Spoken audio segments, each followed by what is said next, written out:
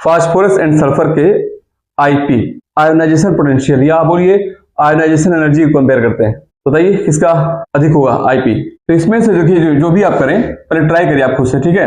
Answer बेटा आना चाहिए फास्फोरस का आईपी सल्फर से ज्यादा होगा, यही इसका आंसर होगा आयोनाइजेशन पोटेंशियल, ठीक है, ये इसका आंसर है। अब अपने तरीके से ट्राई करिए क्या इसका आंसर आ रहा है कि नहीं। अब हम बताते हैं, ठीक है। आप पहले तो वीडियो को पॉज करें, पॉज करके आप खुद इसका आंसर सोचिए।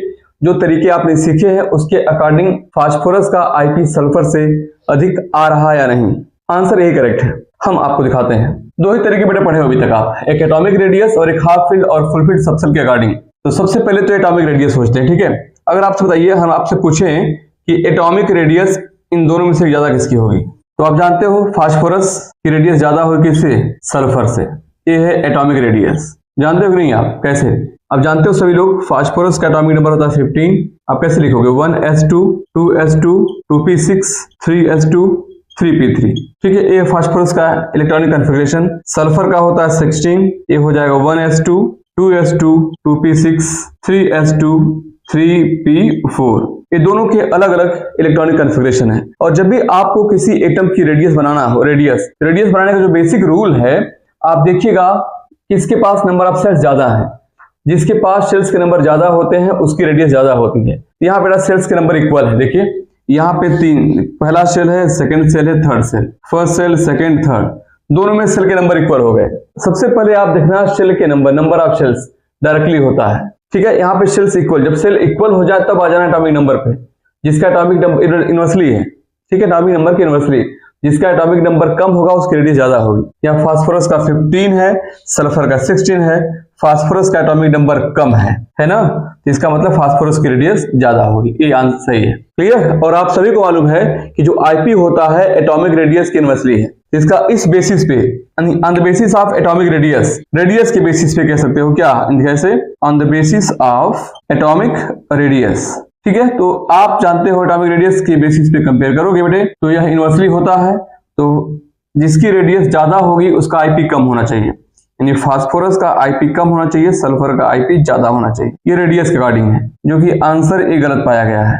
ये आंसर होता ही नहीं है, रॉन्ग। आंसर तो पी का अधिक है सल्फर से, प्रूव करना है। रेडियस के अकॉर्डिंग सल्फर का ज्यादा होना चाहिए था, है नहीं, आंसर गलत। अब आते हैं एक अगले पॉइंट पे, इतना अच्छा शानदार पॉइंट है। अब एक लॉजिक पढ़ा आपने, हाफ फील्ड और full field subshell. Half field और फुल फील्ड सबसेल की स्टेबिलिटी ज्यादा होती है, आपने पढ़ा है। अगर ना पढ़े हो आप तो आप सर्च कर सकते हो, ठीक है। Why half field and full field subcells are more stable than others by S N. Singh, पूरा लेक्चर पा जाओगे आप, ठीक है। बाय द टॉपिक पे आते हैं। इसे बताया गया है कि हाफ फील्ड क्यों ज्यादा स्टेबल होते हैं। यहाँ पे देखिए पी के पास इलेक्ट्रॉन 3 यहाँ पर है, अब देख सकते हो पी के पास यहाँ पे क्या है, और इसके पास ऑर्बिटल्स होते हैं 3, देख लीजिए आप 1 2 3, हाफ फील्ड है। ये P4 हाफ फील्ड तो है नहीं, देख लो कैसे, यहाँ पे 4 है, 1 2 3, ये 4, ठीक है। इलेक्ट्रॉन पहले एक एक फिलअप करते हैं ना, बाद में पेरी करते हैं जब सब में एक एक हो जाते हैं, हुंस रूल है, ठीक है, जानते हो आप। खैर हाफ फील्ड, ये जो इलेक्ट्रॉनिक कॉन्फ़िगरेशन है हाफ फील्ड वाला, ये मोर स्टेबल है कंपैरेटिवली, है ना, ये है मोर स्टेबल। तो ये क्या हो गया, लेस स्टेबल है सल्फर वाला, बोलिए, ठीक है, ये लेस स्टेबल है। आपको बताया गया है कि जो हाफ फील्ड और फुल फील्ड सबसेल का जो लॉजिक है, यह रेडियस वाले लॉजिक पे डोमिनेट करता है। यह कंसेप्ट जो है इस पे डोमिनेट करता है, और इसे केवल half field full field subshell के लॉजिक को आईपी कंपेयर करने के लिए आप केवल वहां पे अप्लाई करते हो जिनके एटॉमिक नंबर में 1 का डिफरेंस हो, 1 का डिफरेंस हो, 15 16 डिफरेंस 1 का है, और लास्ट में सबसेल सेम होना चाहिए। इसका 3, इसका पी है, इसका पी है, ठीक है, सबसेल भी सेम है, एटॉमिक नंबर में 1 का डिफरेंस है। इट मींस हम लोग यहाँ पे इसे अप्लाई करेंगे, और इसके अकॉर्डिंग आंसर क्या है बेटा, बोलिए। तो जब इसकी स्टेबिलिटी ज्यादा है तो स्टेबल ऑर्बिटल से इलेक्ट्रॉन निकालना टफ होगा। जब ऑलरेडी स्टेबल है तो क्यों लूज करेगा, है कि नहीं। इसका अर्थ ये हो गया कि फास्फोरस का आईपी सल्फर के आईपी से ज्यादा हो जाएगा। ये इसका क्या है, फाइनल आंसर है। अब इसे आपको याद रखना है। रेडियस के अकॉर्डिंग आंसर ये था, और ये रियल में आ रहा है, और यही आंसर करेक्ट है। समझ आया, कोई डाउट, कॉपी कर ले।